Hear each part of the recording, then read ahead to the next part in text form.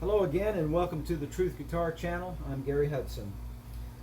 Today I have an Alvarez 12 string, a 1978, on the bench for a refret.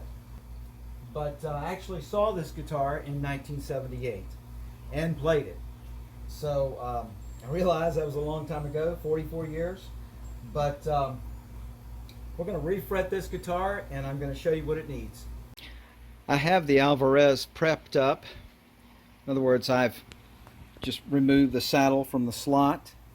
This one has one of the old adjustable type saddles, and that saddle's plastic, so I'm going to be replacing that with bone, no doubt. And it has a considerable rise in the top, but I noticed that the strings that were on it before I took them off were like 11 to 52s or something like that, pretty heavy for what I would consider on a 12 string, especially an older one like this. So we're going to go with a set of 10 to 47s and make sure that this top belly situation doesn't get out of control with that. Less tension on the top would be great. The bridge has not shown any separation whatsoever. That's a really good thing. Now the frets that are in this guitar, they've seen better days, no doubt, and we've also got some ruts here, and I want to try to take care of some of those deeper fingerboard ruts. And if you notice that the fret wire doesn't come all the way to the edge, it's almost like the guitar has a bound fingerboard. The tang doesn't come all the way out the end of the fingerboard. So these tangs, I'm willing to bet, are clipped off inside. Well, they would have to be clipped off in there. You see that? So that crown there stops and there's no visible tang coming through the board, which means that this is going to have to be treated almost exactly like a bound fingerboard refret would be. But I'm excited about it. Let's remove a fret and see what they're like. First thing we need to do is heat up the fret with the soldering gun and remove it. That was in 1978. My good buddy Matt Mahan. We'd just become friends, and it's probably around the end of 78. And in Gainesville, where we lived, he was a student at the University of Florida, and I was taking care of a quadriplegic student at the time at the University of Florida. And we met one day over at the university and found we had a lot in common to talk about. He invited me over to his apartment there, and I played this guitar. I picked it up. He says, "Here's my 12 string," and I played a song on it. And it's just a real special time and a special memory that I have with this guitar. So I haven't seen this guitar in 44 years. All right, let's remove this fret.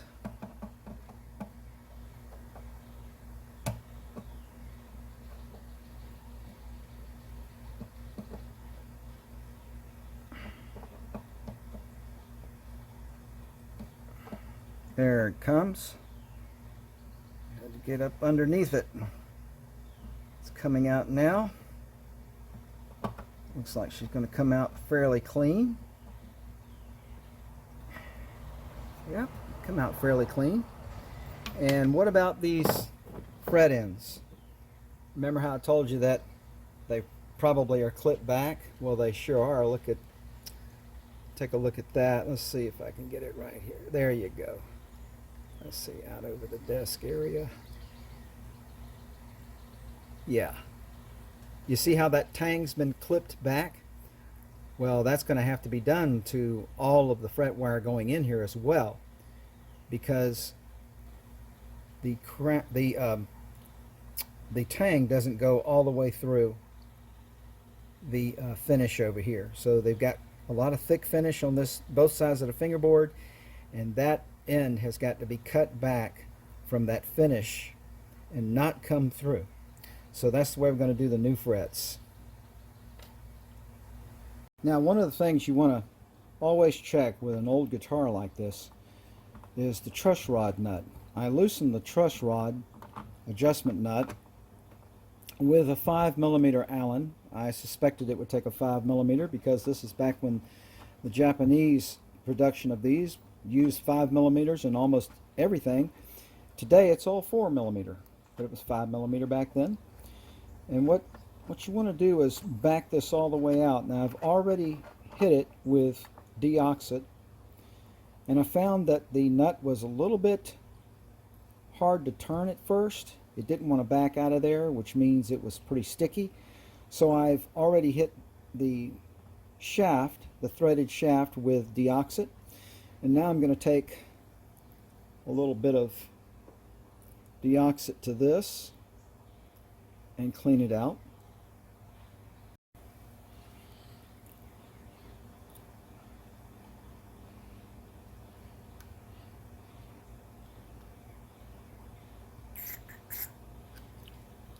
Deoxit 5, I use it for electronics and for attacking rust and sticky truss nuts all the time. So now those threads in there are nice and sprayed out. One thing I want to do to this before I put it in there, and that is I want to lubricate it with some of this synthetic nut lubricant I've got. I'm going to lubricate this,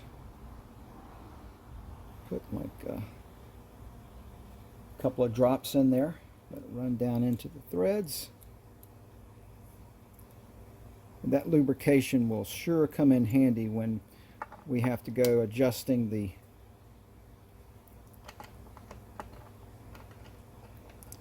truss rod and set this guitar up ultimately. So it's going in there. I can tell you it's really spinning freely on that shaft now. So what we want to do in a setup is adjust the truss rod properly, but for now I just need to make sure that the fingerboard is perfectly straight for this. See how straight this fingerboard is, a 25.5-inch scale guitar. And that is right where it should be. That should be perfectly straight now. So I've got this fingerboard straight with no string tension, and that gets it ready to refret.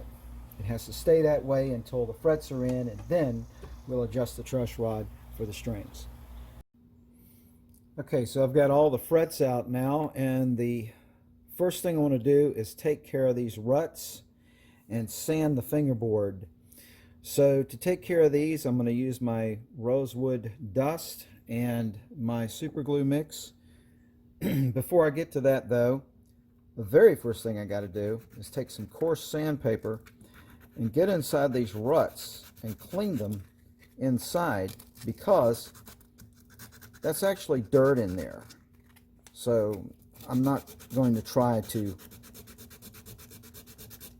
adhere my super glue and rosewood dust to something that needs to be cleaned. So we want to get these as clean and as coarse as possible so that they'll actually take the filler. And then we'll sand the rest of the fingerboard.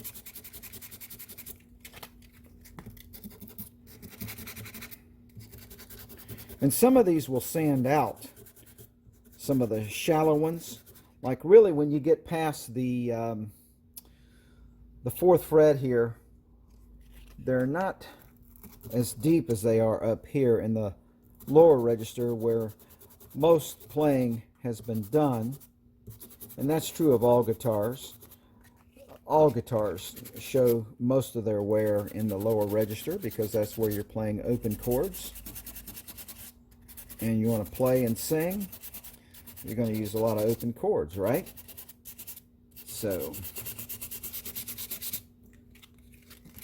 up here around the 5th fret and 6th fret, I've noticed that where the plain strings are, there is some, there are some deeper ruts in this area, and so, but when you get up here, there's not as many of them. Like on this 3rd fret here, they're all the way across, virtually. So I've got to put some filler in those, and then sand the rest of this fingerboard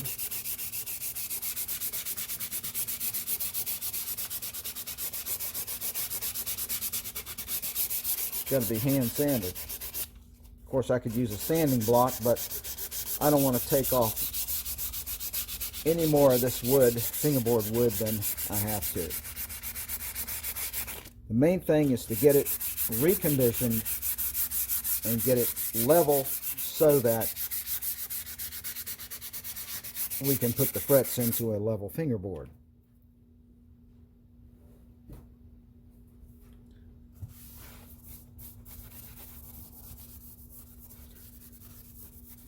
Now around this area where I'm going to be applying the rosewood dust, now I'm starting to get some dust out of there. I got to get that dust out of those grooves because I wouldn't want super glue to leak in there and seal up the groove for the fret. So let's get those slots cleaned out. And this wood dust that comes out of here, that's valuable stuff. You know, you want to save as much of that as you can for this and for future jobs like this where you have to use the rosewood dust for filler. You want to be careful when you're taking the dust out of these slots, when you're scraping that out of there, not to break through to the edge of the fingerboard here, because that needs to be sealed up. We're going to cut off those tangs. This fret wire definitely will need these tangs trimmed back. This is a piece that I took out, and you can see where it has trimmed tangs. So we're going to have to trim those back just like these factory frets were in order to get it inside here, not going all the way through, and want it to stay in the slot. And there's a little bit of a nick right there, a little bit of rosewood. Even though I heated the fret wire, there's still a little bit of chipping that's went on. Not as bad as some fingerboards, but a little bit of chipping came out. Wood was chipped out with those frets when they were removed. And so right through here is where we really have a severe problem with this. So now that I've got it clean and sanded up, refurbished a little bit for that, I want to apply the super glue, and for this I use the number 20 Stumac. Apply that like this, get it going here, give me a good swath of it going. And even in some places where I might overfill it, that can be sanded smooth. If I sand all of this filler off and it comes out smooth, well, that's just great, because that's really the goal, is to make it all smooth and flush and uniform so that we don't have those ruts in there. So you want to use plenty of powder when you do this, plenty of glue, plenty of powder.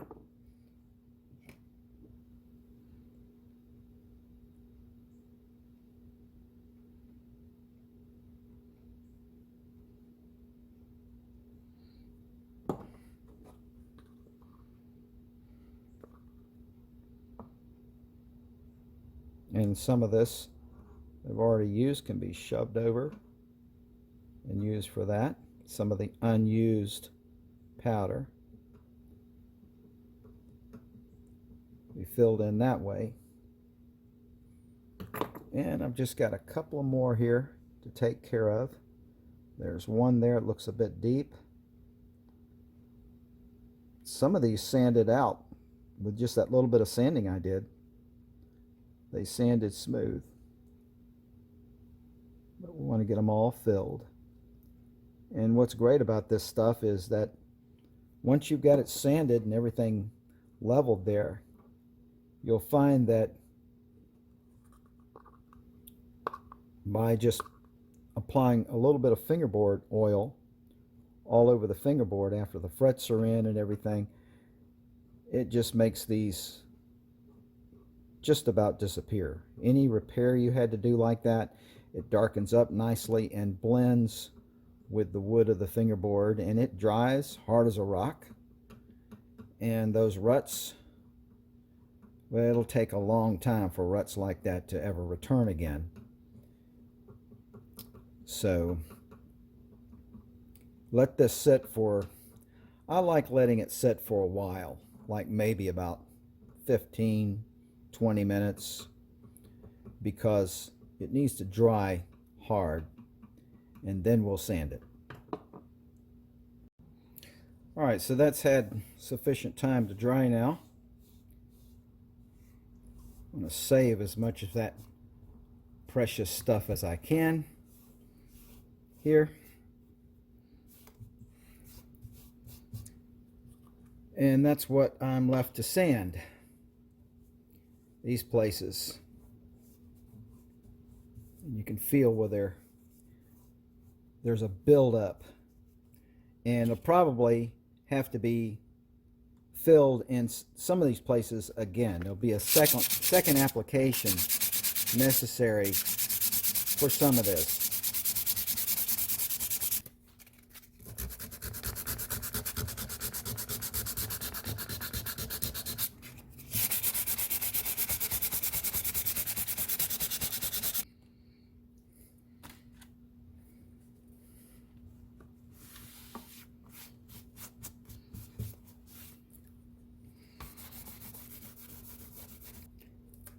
You don't want to leave any pockets in these. Plus, it makes them look a lot better if you really seal them up well. Little holes that appear in them, you want to try to get those sealed off as good as possible.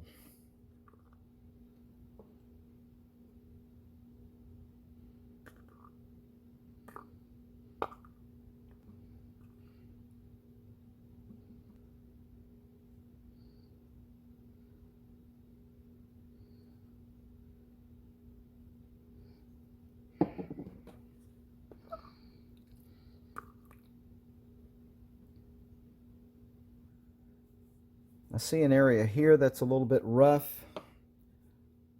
I probably could sand that out, but I'm afraid of taking too much material off the fingerboard when I do that. So I'm going to give it a buffer of dust.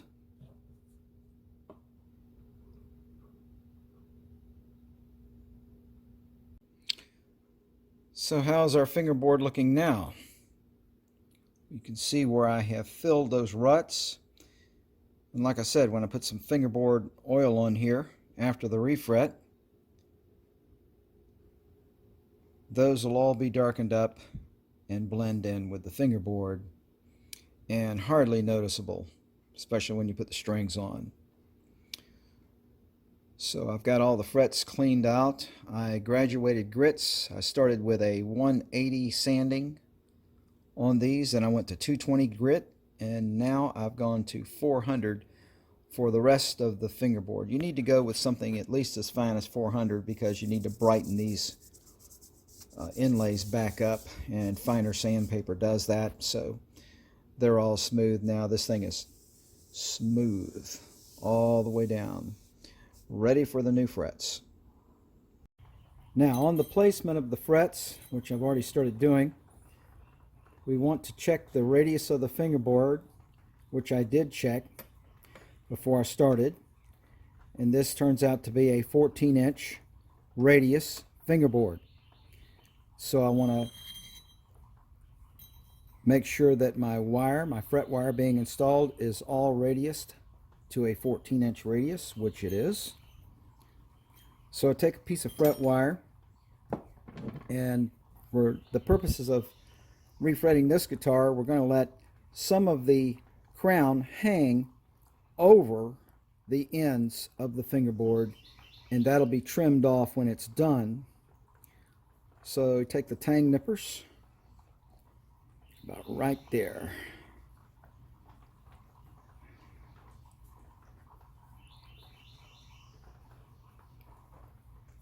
Cut that off. Stainless steel. This is stainless steel fret wire going in here, so it's hard to cut. You have to take the residue of what's left of that tang has to be filed off, because that crown edge has to lay flat, has to be flush on the fingerboard. Then I'm going to stick it in here, set it there for a sec while the fret wire is hanging over the other end slightly. Then I'm going to come up here with my fret nippers and clip this off. And when I clip it off, I'm going to back it away from the fingerboard just a hair.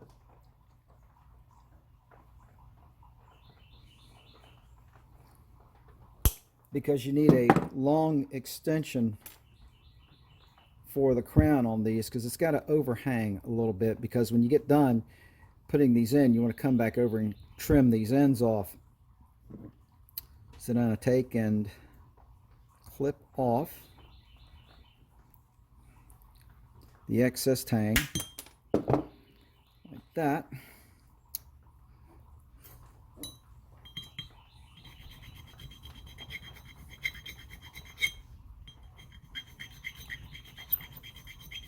File this end down. Make sure it's flush. Get rid of all that tang that was there.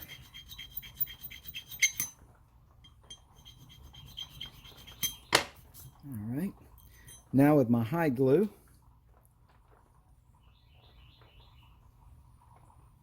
the way I'm doing this one is just making drops of it like that, right along the slot.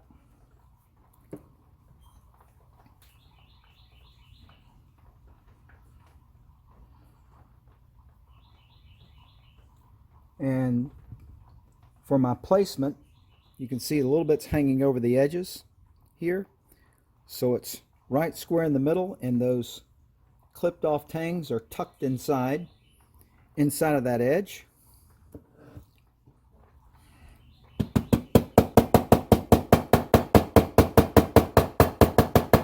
It just takes a little bit of a tap, not much with these. And we're going to continue this right on up the fingerboard. As you can see, I've got it all prepped, and I'm going to be installing the fret buck up here, and I'll show you what that is. And we've come up to the top of the fingerboard here near the body, and the rest of these frets, these 6 that have to go in now, are going to have to go in on the fingerboard extension.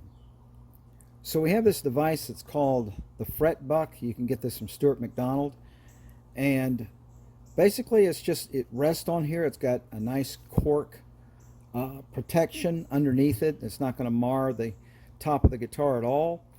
And there's this metal piece here, this tongue that goes up under. You can't see it in this from this angle, but underneath here, this goes underneath, and you dial it in, tighten it up, and it comes up under there and supports this, so that when you're tapping the frets in on the fingerboard extension, this doesn't become like a springboard on the top. It keeps the top from moving all around, and helps evade the possibility of the top cracking during this process. So it keeps it all stable and nice, and allows you to continue to put frets in and keep on tapping them in the high register here.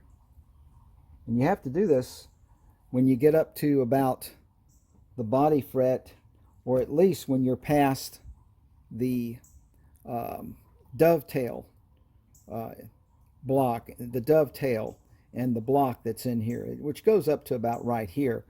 But still, you want to avoid any kind of teetering of this back and forth or spring action when you're putting these in, because that's just not good for things.